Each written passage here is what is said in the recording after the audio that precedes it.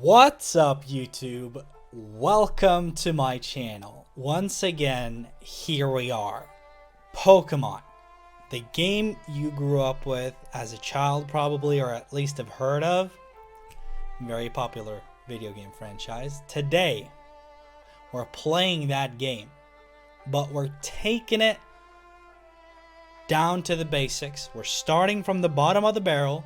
It's gonna be a series on YouTube. I don't know what it's called yet. Soul School, something like that. I'm going to teach you guys how to play this game in the Draft League format. From the bottom. We're starting from the bottom, now we're here. You know what I'm saying? So, before we get into anything, you gotta make sure to hit the like button, comment down below, subscribe, and take the notification bell. Do all that good stuff. You can also follow me on Twitch. I stream there a lot. So, love to see you there.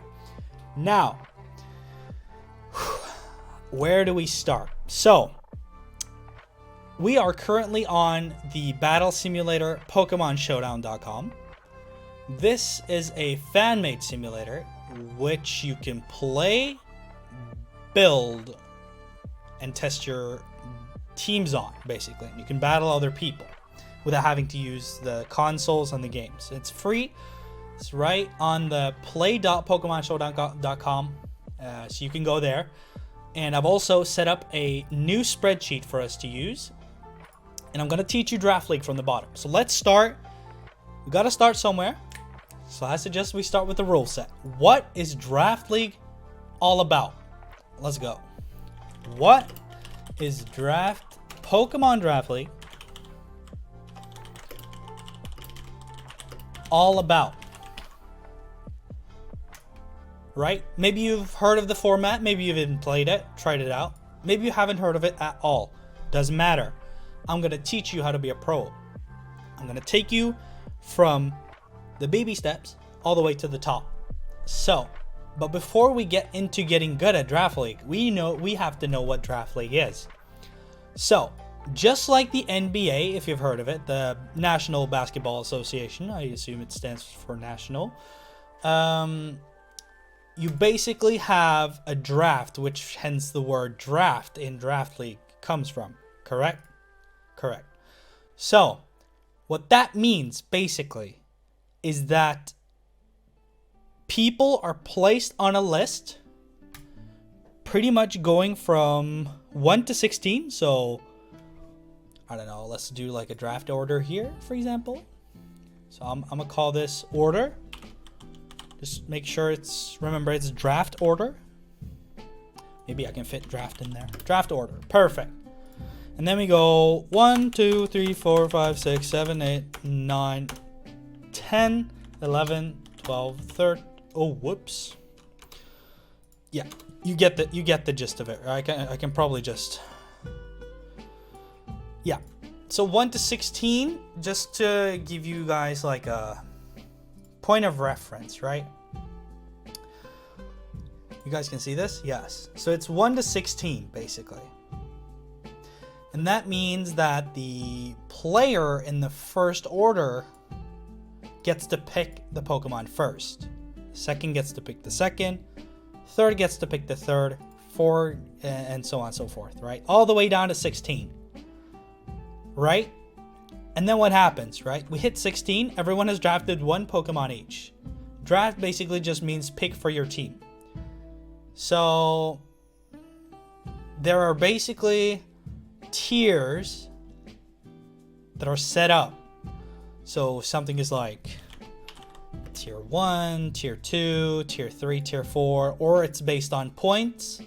So there's a list of the entire Pokemon dex that is available. And each Pokemon is listed with a price. And you have to pay that price with points from your total.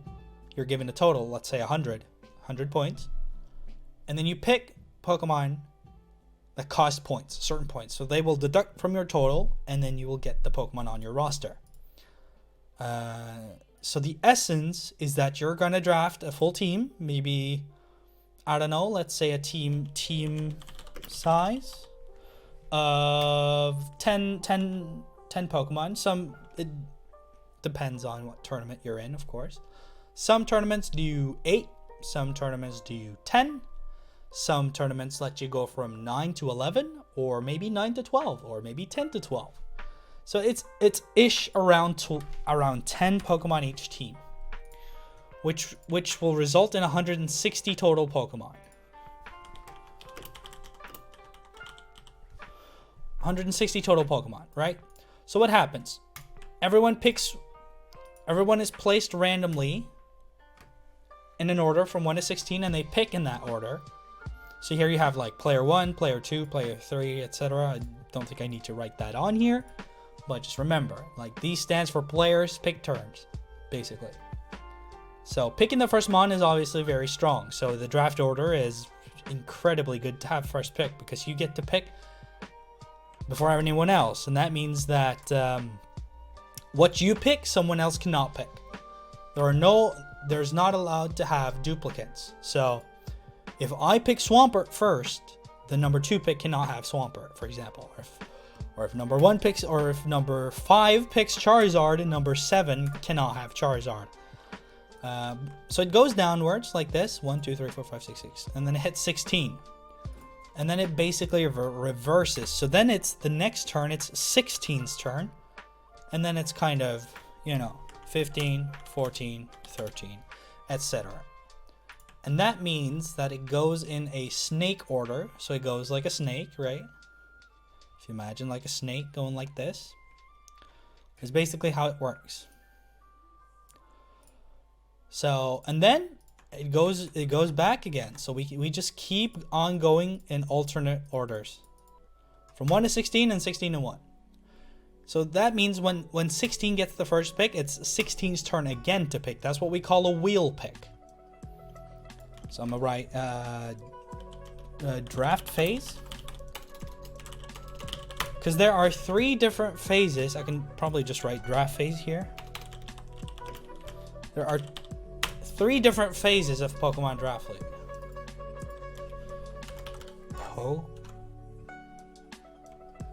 Okay. Oh, whoops.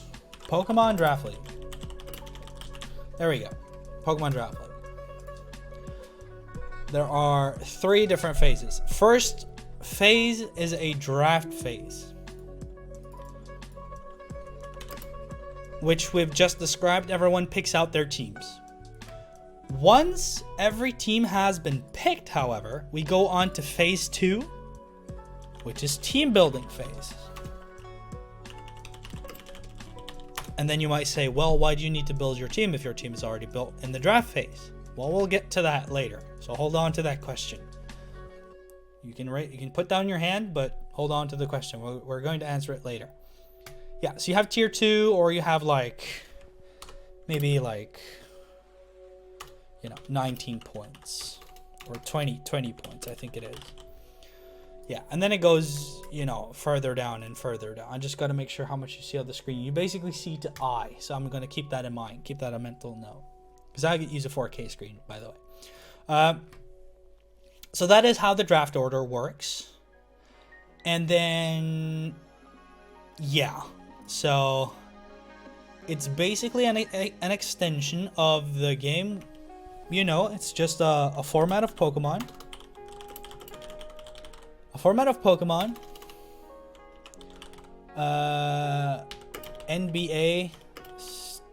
NBA fantasy sports kind of style. That's kind of how it works. So you pick your team out, and then, yeah, you have your team. So you get first pick. You've picked on and on and on and on, and you have your 10 Pokemon. What's very important is a couple of things. Let's just continue with the rules. So you have your team. Everyone has their team. Then a schedule gets set up. So you and the other players are fit into like a schedule. And by that I mean week 1,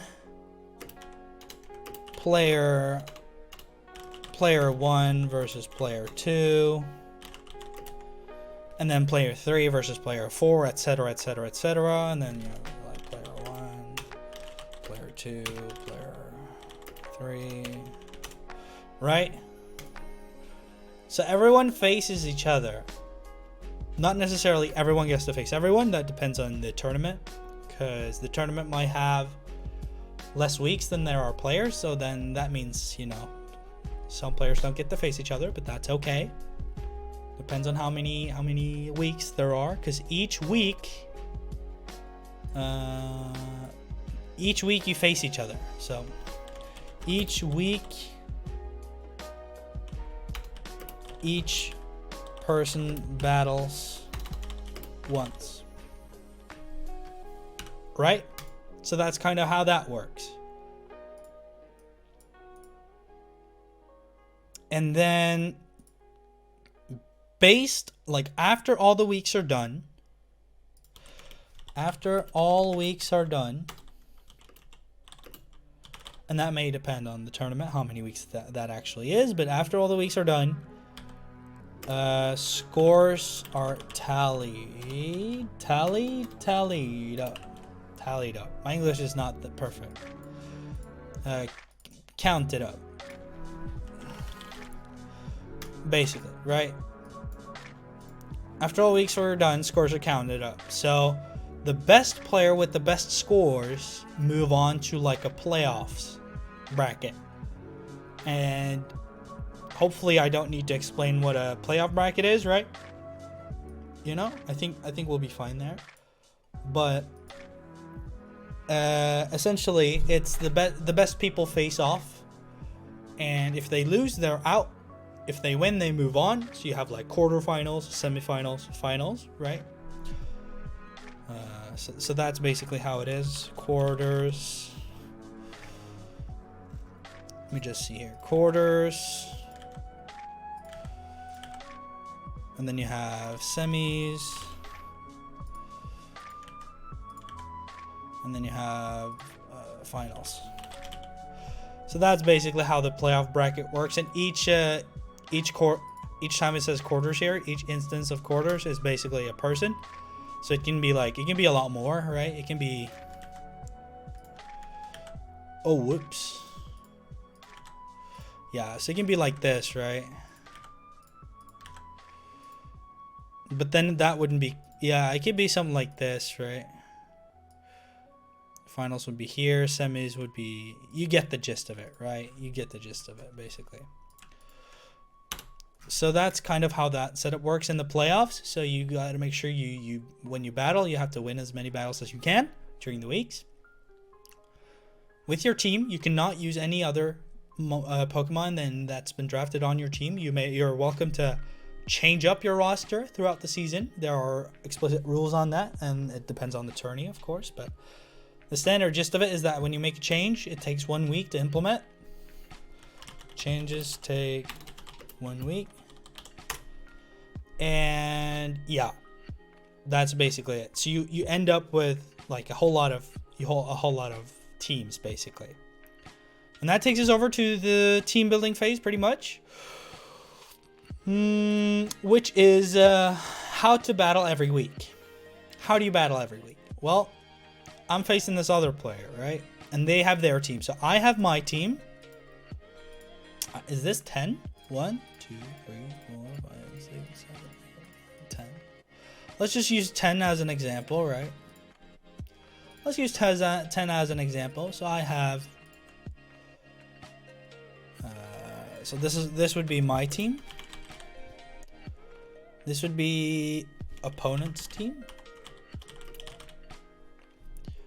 right? And they would have their mons and I would have my mons. I could probably just showcase with something else, you know. So I have Pokemon 1, Pokemon 2, etc., etc. Yeah, so I have Pokemon. I have my 10. I'm gonna move this down and make these bold. Just give me a little bit of time here. Yeah, so it's basically like this. And then there's the matchup. So this is why it's really important to know a couple of things. You need to know how to play the game. which I can explain, but this is kind of just like the rule set of Draft League and how to go through the different phrases. But I can go over the topics you should need to know. So the topics you should need to know is how to win, type matchups, and that's pretty much the most important one, type matchups, because type matchups are basically super effective hits are 2 times the damage. So you basically, it's basically a world of difference in terms of damage, bringing super effective moves. I can probably do a separate video on type matchups for sure, but you need to know type matchups and interactions. Probably just and interactions at that point.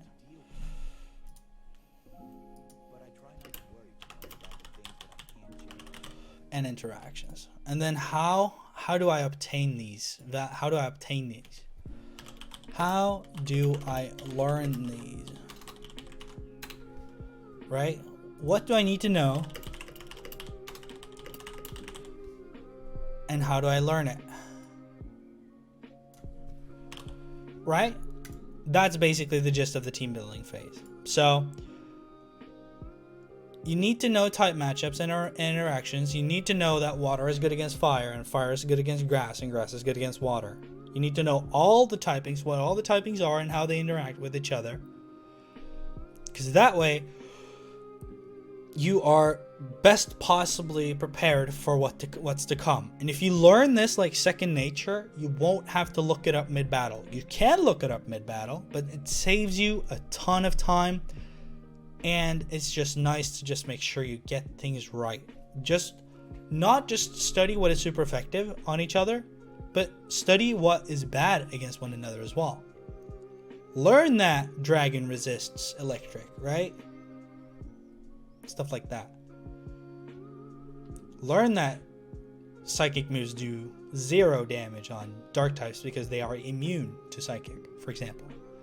You need to learn all the interactions, not just the super effective. You need to know if it's neutral, you need to know if it's bad, or if it's good, or if it's like very bad, right? So once you've learned this, you can kind of tell like, okay, let's go types.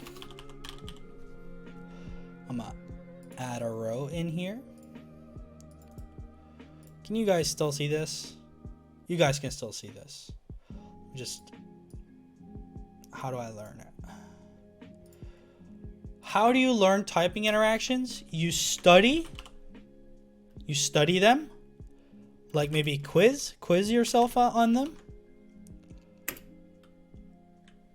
or you can play the games.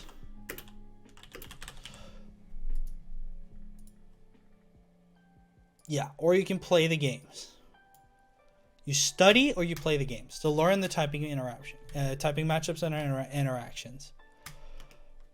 And then we have the type. So let's say my first Pokemon is a water type, just a pure water type. My second Pokemon is a flying type. My third Pokemon is a rock type. Now we start to, like, we can do the first example like this. Water, flying, rock, grass, fire, electric. I have a dragon. I have a psychic type. I have a poison type. And I have a steel type.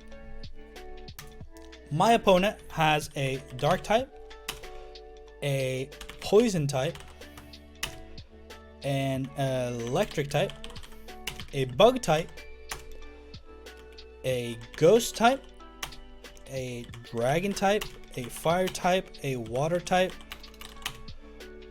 a ground type, and a normal type. I can list the typings below here somewhere. If I can just, I'm gonna also list some resources that you should absolutely get familiar with. One of them is Pokemon Database. I know you can't probably see it here very well, but I'm gonna link it right here. Resources. PokemonDatabase.net. You can basically learn the type matchups really well there. Maybe I can drag it out, and then maybe I could do like a... Maybe you could see it then, right? Something like this, because then I can just go like this. Yeah, so you guys can see a little bit of my background there, but this is basically how it works. So you have all the typings: normal, fire, water, electric, grass, ice, fighting, poison, ground, flying, psychic, bug, rock, ghost, dragon, dark, steel, and fairy. Those are the 18 typings that are currently in the game. We play on the newest game. If you're wondering what game are we playing on, it's usually the newest game in the franchise. So I can actually add that to here. You usually play the latest game in the main franchise unless otherwise is specified.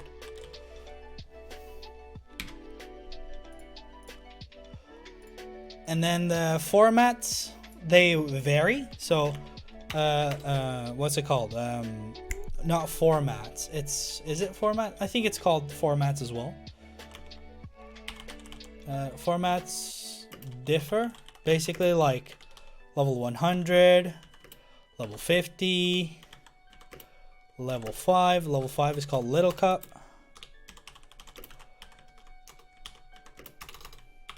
Etc.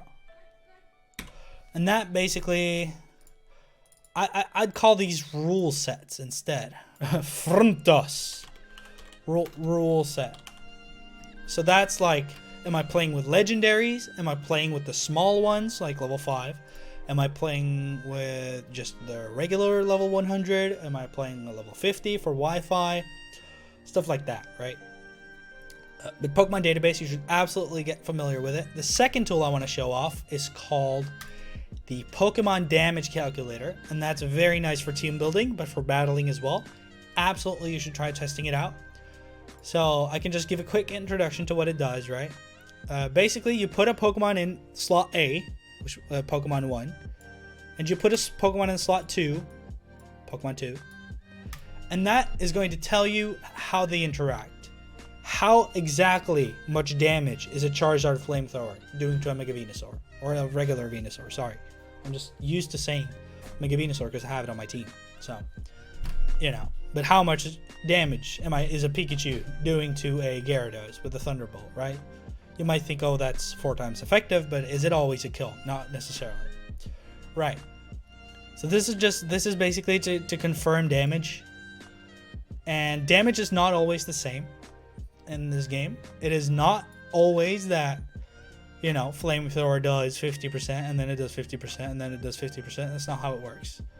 It's basically generated into different rolls that has a percentage chance of happening. So you have a 46% chance to a 54%. No, not chance. This is a roll basically of Blizzard, of Abomasnow Blizzard on Abomasnow. And is doing 46.4 to 54.8. So this is the max roll, the max amount in the roll, and this is the lowest amount in the roll. So this is the low roll, lowest possible roll. And there you can get anything in between as well. How likely it is to happen, you can see here, possible damage amounts. So it's just like if there's one instance, like you can see there's different instances.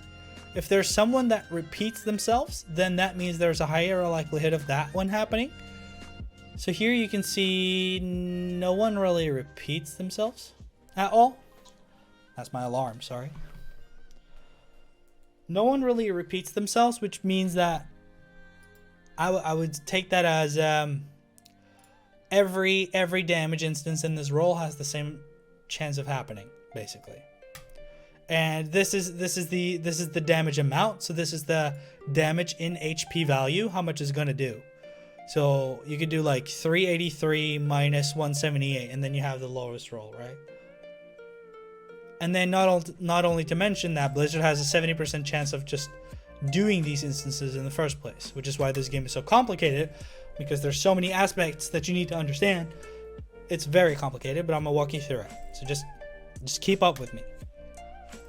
If there's anything that you want answered, you can leave them down in the comments below. I read every comment, so leave some nice comments down below asking seriously if you want to know. If there's something, a concept or an aspect of the game that I haven't explained thoroughly, I would probably cover it in a future episode, but just know that you can always ask me in the comments, and I'll try to get to every single one who wants to ask, right? Yeah, and then you have, do you want to play singles, 6v6, or do you want to play doubles, which is, you pick four out of the 6 that you have, and you place 2 at a time on the battlefield. Then you have terrains that have different effects. Then you have weather that has different effects, right? You have gravity, which is in its own kind of thing. And then you have hazards, basically, that do damage on once a Pokemon enters the battlefield. You can toggle that on and off to see how much that would affect the rolls. You can have screens, which are basically like damage protecting shields that last for a certain couple of turns, because it is a turn-based game, right? So how many turns is there left of the weather? How many turns is there left of the terrain? How many turns, like, that's what's so strong about hazards, because hazards don't go away after a certain couple of turns. They are just set there, and then you have to actively remove them or prevent them from going there in the first place. So it's really strong. Yeah, so you have a bunch of different effects here and what can happen. And then you can also import your custom sets if there's a set here that doesn't really match what you have on your showdown. Let's just go into the team builder. You can see I have a bunch of different teams here. And here are all the formats. So here's like the overused, legendaries, Ubers, underused, rarely used, never used. I think that's pretty much unused or something like that. And then you have Little Cup, so which is the level 5 one, and then the rest of these are level 100s basically. I think, yeah, level 100s. You can also play random battles on this. If you have a friend, you can hop on here and just request one another for a random battle. Just make sure you know, I would mute sounds because it's really loud, and make a nickname, and you can find each other and battle each other. Just, you know, I know what the user is, so I go user 1. It says offline because there's no one named user 1, or the actual user 1 is offline, but then you can click challenge, and I can challenge them to a random battle of this generation, Sword and Shield, or a previous game. So like Sun and Moon, X and Y, you know, Heart Gold, Soul Silver, Platinum. No, it's basically Diamond, Pearl, Platinum. Yeah, and so on and so forth. So that's basically how that works. Let's go to the team building phase again. So I'm gonna list resources, and my next resource would be the damage calculator. Absolutely a useful tool to get down and right. I would definitely do that. Definitely do that, bro. Absolutely. So the next thing that you need to know is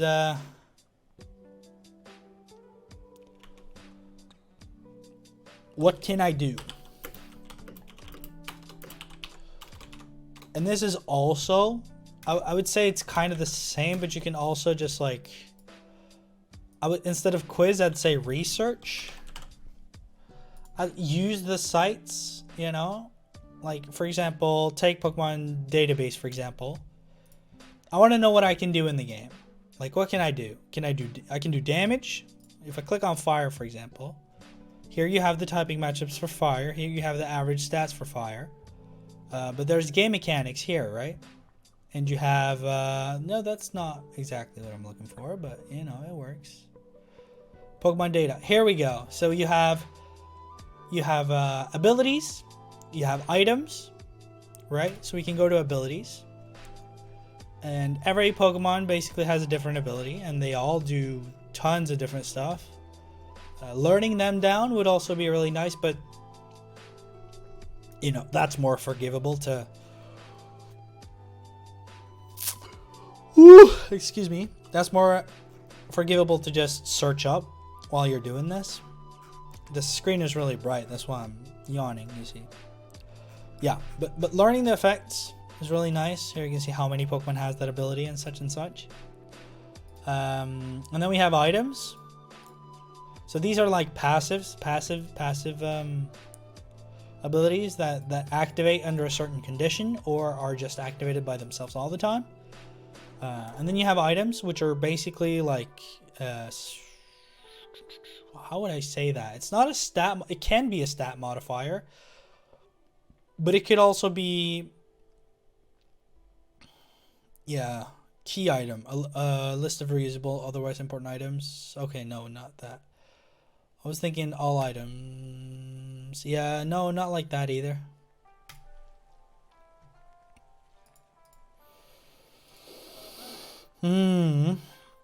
Yeah, items are another staple of the Pokemon franchise. They are objects to be collected and used for specific purposes, including progressing through the game's storyline, which we don't need to worry about in competitive battling. Pokemon capture, also don't need to worry about in competitive battling. Healing your Pokemon, like that can be, depends on what you use as healing. There are like items that heal you for a little bit every round for like a percentage, for example. Yeah, so we can basically go to the newest one. Generation 5, there was a major change to TMs. They can now be used indefinitely. Yeah, okay. So it's not what I'm looking for exactly, but let's go all items and see what we got. Battle items, Pokeballs, battle items, Pokeballs, battle items. Oh, is there a filter I can do? Hold items. So you can basically do hold items, which is the one I'm looking for. So you have tons of different items that do tons of different things. So you have items that extend weather turns. So this extends rain turns from 5 to 8, for example. You have the choice items, the 3 choice items, which are very popular. One raises attack, one raises speed, and one raises special attack, but it locks you into a move. So that once it's used, you cannot switch up your move as you stay in. You have to swap out to reset the locked move selection, so to speak. Yeah, and then you have item that heals every turn, but inflicts heals every poison type a little bit every turn, but inflicts damage on all other types. So you can, if someone tries to take your item, and you're a poison type and they're not a poison type, then you gain health, and once it's taken by them, it actually inflicts damage on them instead. It makes it a super good ability for keeping poison types alive, which is very nice.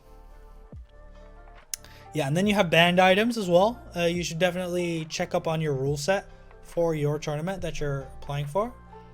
But there are some items that are too strong and just banned outright, like this one. Lowers the opponent's accuracy. It makes 100% accurate moves 90% accurate moves, and you know, even lower accuracy, even worse. So it's just stuff like that. It's just stuff that generates a lot of RNG components is usually banned. Usually, though. Heavy duty boots protects the holder from traps set on the battlefield, that is hazards like Stealth Rock and spikes and stuff like that, right?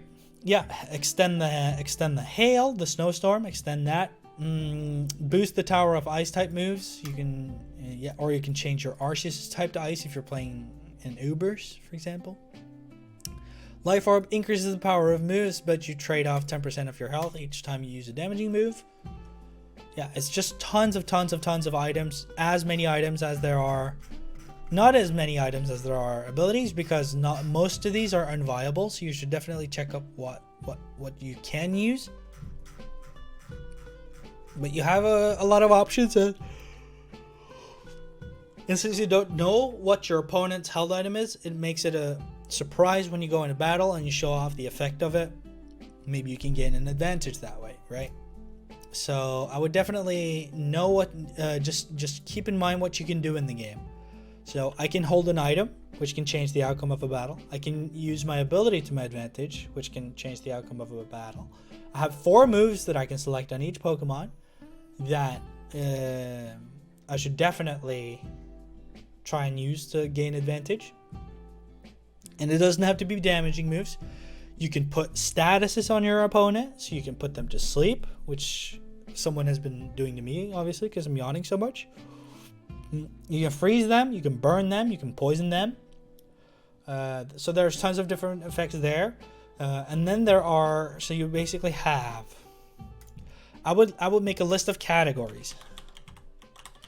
List of categories. Category 1 is just straight damage. And this all relates to different play styles, right? This all comes back to how do you like to play? How do you want to win? I believe that in Pokemon there is never only one way of winning a battle. As you start off in a 6v6, there is never just one way to win a battle. Which is why this game is so great. Of course, it gets flack for being having luck elements in it, and I get it. Like, it's kind of like playing a card game. If you don't get the right cards, you lose. It's kind of like that a little bit. If you don't hit the move, like you need to hit a move that has 85% chance of hitting, and you miss it, and then you lose. You know, then you use the phrase, "It's the game we play." So you kind of have to just accept that if you want to play this game competitively. It is what it is. Hopefully someday in the future we can have some sort of variant of Pokemon that doesn't have as much luck. There are also critical hits, right? So you have crits. Critical hits. Like that, right? Can you still read? This one is a little, yeah. So you have crits, and they are 1.5 times damage. Before they were 6% chance ish. So crits can affect every damaging move unless it's specified that it cannot. But I cannot think off the top of the dome a move that can't crit. But it might say it can't crit, right, or something like that. But it has a 6% chance of when the move does damage, it has an amplifier of 1.5 times, which is almost as strong as super effective. Usually, in the past, it was 2 times, but it was nerfed to 50% instead of 100%. So that's kind of how that goes. You have straight damage. You have status. No, I wrote that wrong. Status, which are like burn, poison, paralysis, freeze, etc. Right? And they all have different effects, so it definitely read up on each of them. But they are basically harmful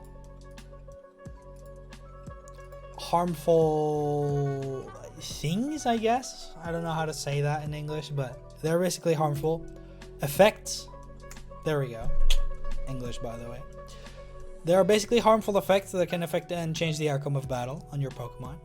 If it's burned, it has halved attack. If it's poisoned, it takes residual damage. If it's para, there's a chance it can't move.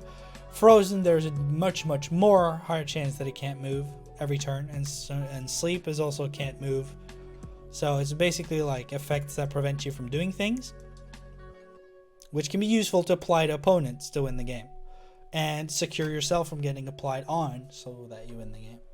So there's basically a whole lot of playstyle around this. Do you want to be a has status heavy playstyle? Do you want to win the game by statusing every Pokemon on your opponent's team and whittling them down so you have the raw power to, you know, take them down after? Or do you just want to go for straight pure damage and just, you know, bank in a Hail Mary? Just go for the win that way. Then you have hazards. So you have Stealth Rock, Spike, etc. So basically those are traps. I think I like that word for it. Where's my energy, man? They're basically traps that you lay on the opponent's side of the battlefield, or you get laid on your side of the battlefield. And they have an effect when something comes into the battlefield onto the traps. That's basically how their effect applies. So with Stealth Rock, they are invisible rocks, as you can tell from the name, that you lay out. Invisible pointy rocks that you put out on your opponent's side. They can only be put in one layer, so once you've used it once, you can't use it again until it's removed. Right? So, and those factor rock weakness. So it's basically like a rock typing doing the damage, right, of whatever's coming in. So if a Charizard comes in, it's going to do 50% of the Charizard's health because it is 4 times super effective. You have, you know, your regular damage, your neutral damage, then you have a super effective damage, which is 25%. No, yeah. For Stealth Rock, it's 25%, but it's 2 times the damage. And then you have, you know, the step above that again, which is quadruple super effective, which does the damage in 4 times, and that's going to be 50% basically. So that means that regular Stealth Rock damage would be 12%. So it does 12% of anyone who comes in and takes neutral hit from rocks, from rock typing. It does 6% to whatever comes in and is good against rock, like it resists rock, the rock typing. And then it does like 3.25 or something like that, 3%-ish to whatever quadruple resists rock. So if it has 2 typings, a Pokemon can have a maximum of 2 typings at once. So we'll get to that. I just want to make sure I show you this example right here. So yeah, it's 3% for quadruple for quad resist.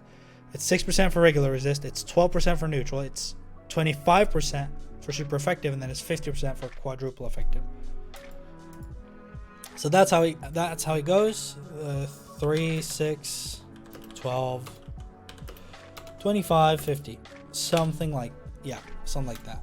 And then you have the item, right, that we saw, heavy duty boots, that you can put on your Pokemon to negate this damage.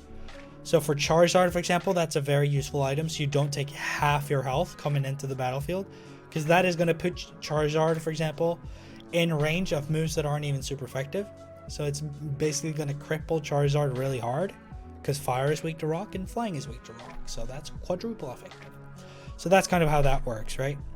And then you have weather. So you have like rain, sun, hail, etc. There's sand as well, right? Yeah, so you have rain, sun, hail, sand. Those are basically the weathers. And those have different effects. So rain boosts water moves and weakens fire moves. Sun does the vice versa, weakens water moves and boosts fire moves. They can activate abilities that give double speed in the weather, or they can heal status in weather, or they can gain more damage if the weather is active. There's tons of stuff that involves weather gameplay as well, and that's kind of its own niche play style as well. So that's kind of how that works. Hail, for example, with the blizzard we saw earlier as an example. This blizzard right here, it's a move that is normally 70% accurate, but in hail weather, if you toggle this hail weather right here, it doesn't show the accuracy boosting, but it basically becomes 100% accuracy. So just keep in mind that what weather effect it is and what it can do, right? So that's kind of how weather works. And then we have terrains, which are basically low-lying fields that have different effects. So you have grass, psychic, fairy, electric. Those are the 4 terrains that we have, and they also have different effects, but they don't affect Pokemon. They don't have an effect on Pokemon that's flying in the air. They have to touch the field, not necessarily with their sprite, right? Because there are things that are up in the air that gets hit by ground moves, but if it's a flying type, it doesn't get hit by ground moves. If it has an ability called levitate, it doesn't get hit by ground moves. But that's why the gravity thing is here, because it pulls down things to the ground. So basically, let's flying types that are normally immune to ground. Like you can't hit a bird with an earthquake, right? So it pulls them down, and the effect starts to happen. So it's basically low lying. Lying. I think that's how you spell it. It lies low on the ground. Yeah. So this is kind of like, yeah, different ways to play, and then you have different like set play styles. You have like, oh, I want to play offensive, I want to play defensive, I want to play a mix of the two, like a balanced style. I want to play hyper offensive. I want to play stall. Stall is basically, it's almost hyper defense. So I would like put this in different categories. So hyper playstyle is damage, nothing else, or damage speed, nothing else. Hit hard, hit fast, and you'll beat the opponent. That's kind of what hyper offensive is. And then you have like you also have bulky offensive. So these are kind of like tags that we've given the different playstyles that are most common. Stall is out. What's it called? Out sustain. The out sustain the opponent is just a matter of living, doing residual damage, applying hazards and stuff like that. Just playing around, not doing direct damage. Just whittling them down with indirect damage and surviving for the longest. It's crippling the game to a halt and see who wins the snail race, basically. Defensive and offensive, they pretty much explain themselves, I think. Bulky offensive is like, I'm semi tank damage. So I go kind of like half tank, half damage. It's kind of very similar to balance, but then you have like pieces of damage and tank. So here it's kind of separate. Balance is more like I have some things that do damage and I have some things that can handle the defensive roles on my team. While here it's just you smush them together. And you use stat boosting a lot here. Stat boosting. So you basically have something that's really tanky, and then you boost your offensive stat to do damage. Offensive and speed. Like Dragon Dance, +1 attack, +1 speed on something that's generally tanky, but you can still do a lot of damage. Like example, Dragonite. It's pretty tanky with the ability multi-scale. Makes it reduce damage from the first hits it's taken when it has full HP. So that's kind of how that goes. Stat boosting. Or you can kind of reverse it. You have something that's it really goes fast and hits hard, and then you boost its defensive stats to. But then it's better to do it the other way. Like that's like the more common way to play bulky offensive, I think. So these are kind of like play styles. It's all about how do you want to win the game, and you got to find your old play style. Just like in Overwatch, are you a support player? Are you a tank player? Are you a damage player? Or in League of Legends, are you a mid laner? Are you a mage? Are you doing ability power damage? Are you the AD carry? Do you want all the kills? Like AD carry would be the hyper offensive, right? And stuff like that. So you can kind of compare it to other games, how roles work. Like, for example, Pokemon 1 can be a tank, for example, right? And then Pokemon 7 can be all damage. And then you also have the split, like you have in League of Legends, right? You have the so you have attack, which is just like for direct hits. It's like things that are tackles and kicks and punches and throws and all those sorts of things. All those things that usually make contact. If you can imagine it in your head making contact, then it's usually a physical move. There's a way you can check this. Of course, you can do. I go into add a Pokemon. Here's the list of all the Pokemon, by the way. It's really long. We've gotten a ton of Pokemon now. So learning what every Pokemon does from the top of the dome is going to be hard. but I would, you know, give it a shot. Maybe play through the games. That's probably the best way to learn what each Pokemon does. But so yeah, I have an Excadrill, for example, right? And you would think Earthquake is a special move because it does, because it doesn't make contact with the enemy. Well, you're wrong. And here's how you can check that. You go to category and you go to physical, special, status. So status is its own category. These are moves that don't like do damage directly. And then you have the two direct ways of applying damage. You have the physical variant, which uses the attack stat. And then you have the special attack stat, which applies the special variant. So you look at the category of the move and determine if it's physical or special to determine what attacking stat you're using. And the defensive stats are linked to that. So for example, if you're attacking with your attack stat, you're gonna most likely, there's some very odd scenarios that are different, but like 9 out of 10 times, attack goes on defense and special attack goes on special defense. Go figure, right? So that's kind of how that goes. And you can, yeah, so you can be really defensive. Like you can invest your here you have like point values. You can invest in the Pokemon to make it stronger. So either you could go for like something super weird, you could go for like a really tanky variant because HP is basically like half defense, half special defense in its own value. So so you basically you can go like a really tanky build, and you can go like more defensive moves like Stealth Rock, for example. Stealth Rock is a status move. You can go Toxic, which is a status move, right? And then you can go like, maybe you want to use that physical attack, right? You don't want to use this low special attack, so you want to look for category moves that are physical. Iron Head is very nice. So you have Iron Head, which is Steel, and then you have Earthquake, which is Ground. That is called a stab move. And the same type attack bonus, which is also 50%. So it's just a bunch of stuff to learn about the game. I would definitely try playing through the games and doing some research on your own. But once you've learned the game, it comes down to how do you want to win. Determine your playstyle, figure out your win condition.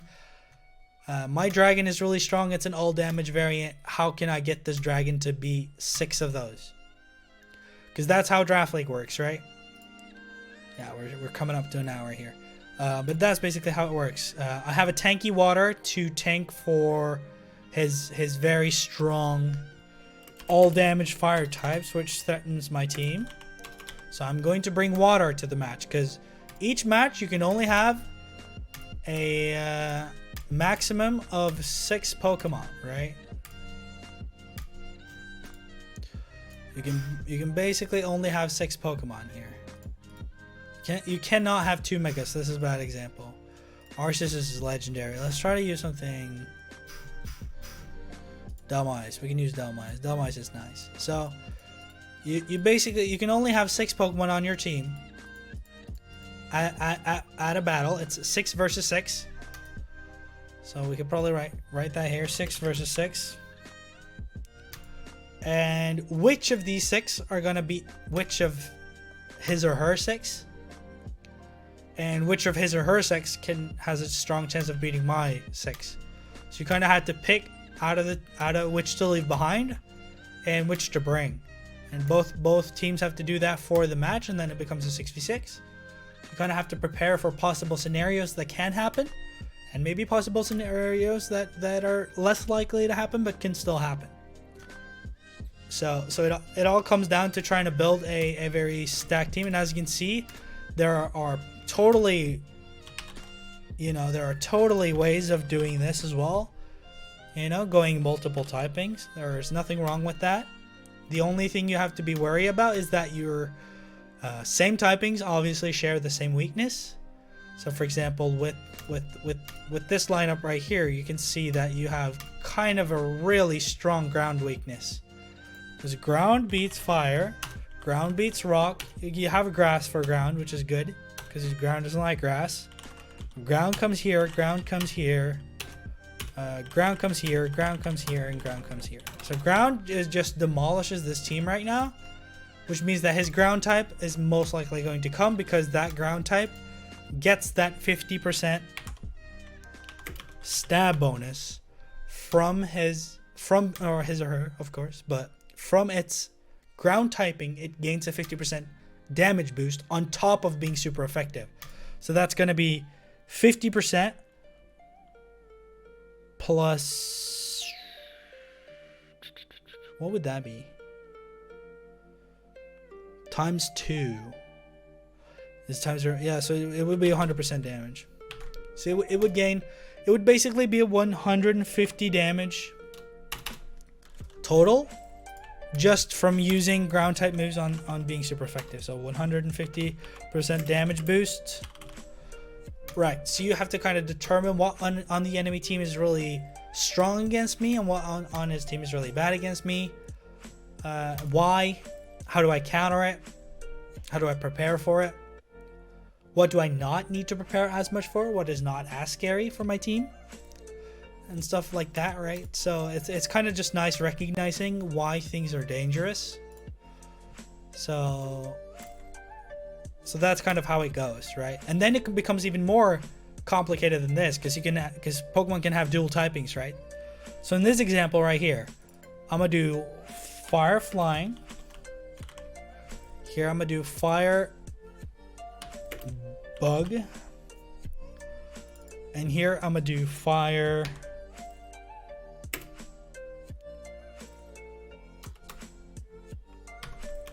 like that. I'm gonna put fire levitate. So what suddenly has happened is that this is a fire type that has levitate. Just using this as an example. I don't really know if there is any fire type Pokemon with levitate, but I'm just using it as an example. I don't think there are. Yeah, there you have one, right?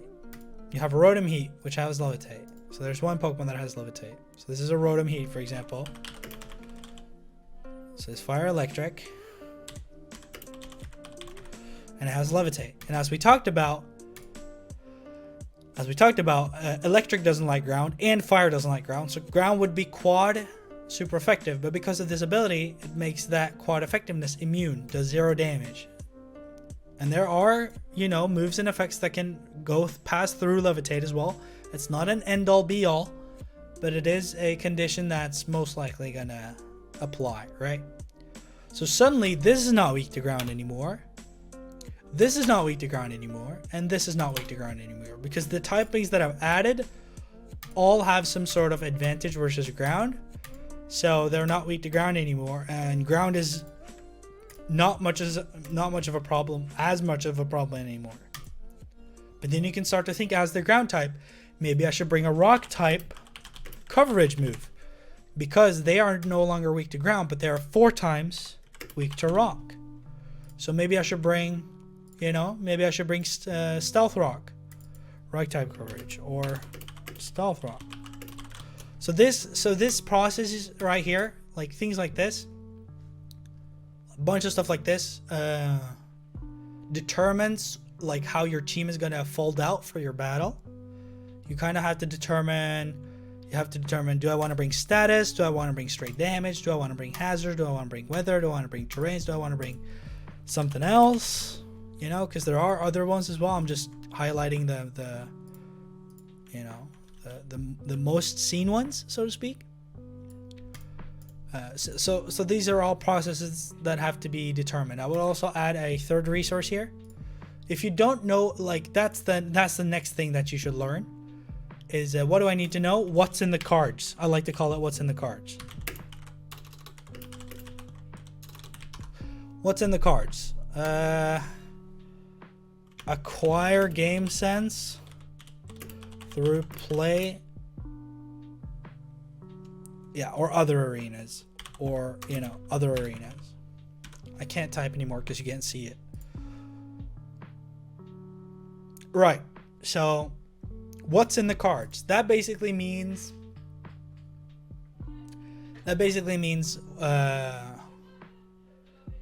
what is to be expected here in every scenario. So I'm gonna add the third resource. That would be Smogon. That would be Smogon's Dex. So I'm gonna just this is Sun and Moon. Obviously, we want the strategy Pokedex for Sword and Shield because those are the newest games out right now. And here we go.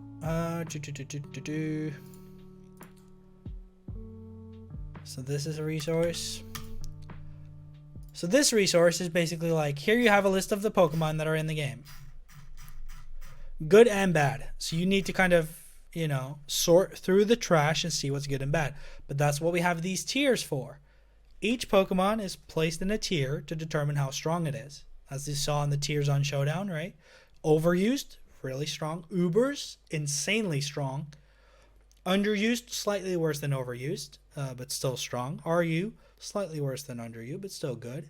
NU, slightly worse than RU, rarely used, but kind of getting towards the bad part. PU, bottom of the barrel, trying to sort through like what we have left, and then Little Cup is its own like tier with good and bad. So the LCs you don't really need to take notice of, because that's like its own very own format with good and bad things within it. So that's kind of like its very own thing, so I wouldn't worry about that. Unless you're playing it, of course, then of course I'm happy to do some introductions to Little Cup as well, because as you already know, I am the Little Cup master, so that is my favorite tier to play. So we might get into that in the future if there's enough requests for it, but as of right now, I'm just you know, kind of just getting into it. So yeah, what's in the cards? That's basically if there's a Charizard versus a Venusaur. Let's do Charizard versus Blastoise. More people know about Blastoise. So here you have Charizard versus Blastoise, right? Water type move is in the cards because it's super effective and it's gonna kill. So that's in the cards. However, Charizard might want to bring a super effective move against Blastoise like Solar Beam, right? If you know the famous Kyogre Groudon instance, then you know that's like the epitome of what's in the cards. That basically means like I can show you what it means. So it's Kyogre. If you've played Gen 3, you know what I mean. It's Kyogre, which is a water type, and then you have Groudon, which is a ground type. And usually Groudon just insta loses this matchup. This is I'll just do a blank set. So this is basically what it's all about. I don't know, water. It's basically like water pulse or something, right? Something like that. So this is basically how it works. So they both have weather abilities. I think this track was a little hard to speak over, so I'm gonna just do something else. Right, this is better. Yeah, but anyway, what I wanted to say was both of these Pokemon have weather setting abilities. So Groudon sets the sun, which weakens Kyogre's water type moves, and Kyogre sets up the rain, which weakens Groudon's fire type moves. The difference being that Kyogre does get that water stab boost of 50% that Groudon does not get, because Groudon is not a fire type, right? But it's basically the scenario of whose weather is it? Because if it's okay, this is a bad example. It should be something like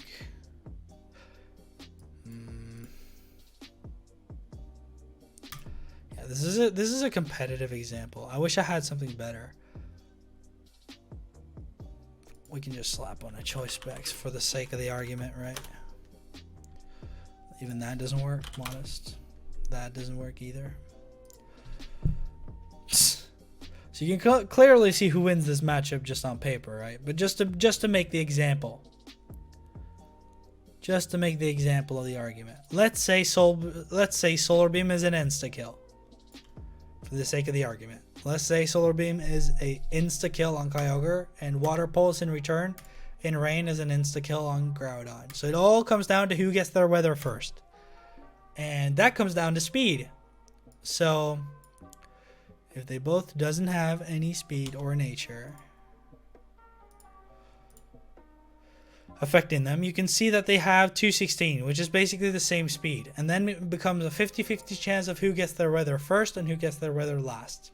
So the one who gets their weather last wins the interaction, because that's going to take over the other weather. So the one weather comes first and then the other comes and takes over. So if rain sets first, sun comes right after, and then, you know, Groudon is going to insta-kill with Solar Beam, providing that it wins the speed tie, but even then, water moves are weakened in the sun. So that's kind of Groudon wins that interaction. Maybe, right? As you can see in the calculator, it does not, but I'm just making it for the sake of the argument.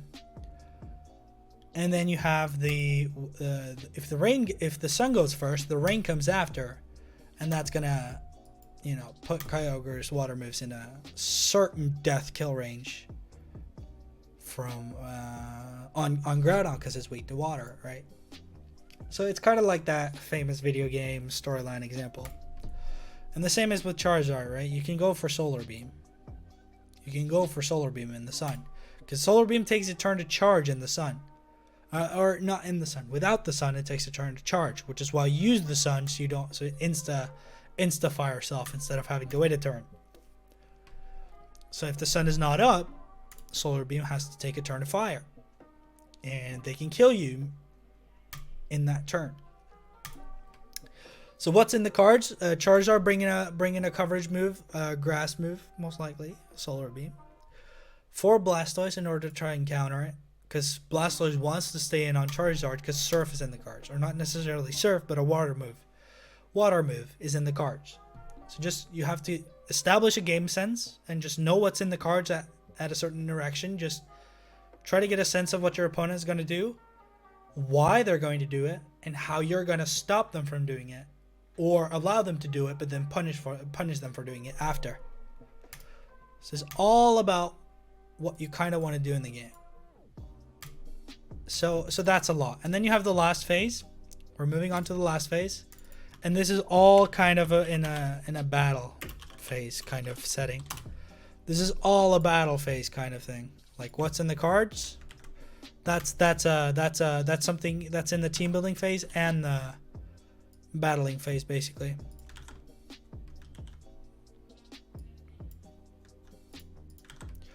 Right. And the reason for that is because you, since you're building your team, you can choose what moves to put on. So you can try and predict ahead of time which scenarios is going to happen, and then prepare for those in advance so that when it does happen, you know what to do, basically. So that's why it's here. And then why it's here is because once you get to the actual scenario, you have to execute. Maybe something unforeseen pops up, and you have to take into account that that's what's going to happen. And Charizard dies to something else from a critical hit from something completely random, and now you don't have the Solar Beam technique for Blastoise anymore, so you struggle against Blastoise now. Or that ground type scenario, ground types just run over your entire team. So you prepare an answer for ground types in advance, which is the team building phase, and then you bring it into battle. And then you have to choose who starts the battle, right, of the 6. And then something unforeseen happens turn 1, and your answer to ground types die. Then you just straight up maybe lose to the ground type. So it's so many different scenarios that can happen in every single turn of the battle. So that's why you have to acquire as much knowledge you can about the game beforehand. So you don't have to spend time in the battle trying to search it up and learn it in the battle. Because you don't want to learn, like, yes, of course you want to learn from mistakes, but you want to try and, you know, learn of the mistakes you think you're going to make beforehand, so that you don't do them in game. If you do mistakes in game, that's only human, right? It's only human. No one will blame you for doing a mistake. It happens to every single one of us. I make mistakes all the time, and would never blame someone for making a mistake. But the thing is, you take those kinds of mistakes and you learn from them so that next battle you're more prepared so it doesn't happen again. And for the things that you think you can stop, you have to do that beforehand. So half the battle is information. This right here is half the battle. Maybe even more than half the battle. But this is half the battle. It's planning and execution at its finest. That is what makes this format and makes this game so damn brilliant. Because it's so many levels of interaction and depth that you have to set yourself into. And I get it, from a new player it seems daunting. but it's not as hard as you would think. As long as you know how to play the game, it should go fine. You just need to think about what do I want to bring, why do I want to bring it, and execute on that thought. And even if that thought ends up being bad, or being not good, bad basically, then at least you tried, right? No one is gonna put you at fault for, at least you executed on something, and that's a major step in the process of learning how to play this format. You have to try and fail a lot, as in every other game. League of Legends, you have to try and fail on the rank ladder in order to climb. You have to figure out what works, what doesn't, and why. Same exact thing here, but you have to think about it in every single aspect, as you would in League of Legends. So it's basically the same. I'm using League as an example a lot. That's just because I play League too. And for people who don't play either of these games, it might seem not relatable as much, but hopefully you get the gist if you play some kind of game competitively at least. There's so many aspects of the game, and you kind of have to set your mind to every single aspect and just attempt at understanding it, and you play yourself up to a game sense, and then that's what's going to happen. So just practice doing a lot of battles, play with your friends, pick up that old DS, maybe do a playthrough of an old game and see what you can learn from it. Maybe you'll learn that ground is weak to water, or maybe you learn that Gyarados is 4 times weak to electric, as you I don't know, you fought lands and you used Dragonite Thunder. You just learn these small things along the way, and then you build yourself up and you become better and better and better. But I really want to introduce more people to this format because it's one of the lesser known formats. It's also known as the counter team format. It's really fun way to play, and I love the community. We have a bunch of nice people that would be more than welcome for you to talk to, and they would teach you all they know about the game as well, because we're interested in getting more people in. So it's not the biggest community, but that's why I'm out here making this video for y'all. Coach Soul in the building, you already know how it goes. And in the future, I'm planning to do one-on-one sessions for a payment. So it's like you pay for a service, and then you get a private coach lesson with me where I go through things like this. I tailor it to be custom to you. So I look at your play, I assess your skill level, I try to bring you to the next skill level. Because there's a lot to think about. A lot to think about. So let's go over to the final thing I wanted to show you guys. I want to do an example before we end off today. I know the video is long and whatever. It's a long phase. I get that. I might chop it up. I don't know yet, but I want to do one last phase. So let's do a battle in practice. Let's do a little battle in practice because I have a battle to prepare for. So I can take you through my thought process. So let's just do it right here. Let's just do it right here. So I'm gonna put my team, same instance as before, my team, my opponent's team,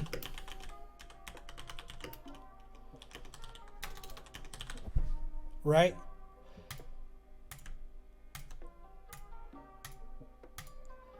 And then I have my Pokemon down here, his Pokemon down here, and then I'm gonna write my speed and opponent speed. And the reason I'm doing this is just to know just off the rip what's faster than not, just naturally. You can kind of see the merit of it later, but let me just give you an example of it. From has the video crashed? No.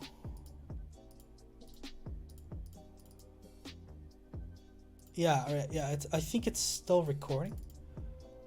What? Is it still recording? My software turned dark. What? Excuse you? Might have to chop this part out, actually.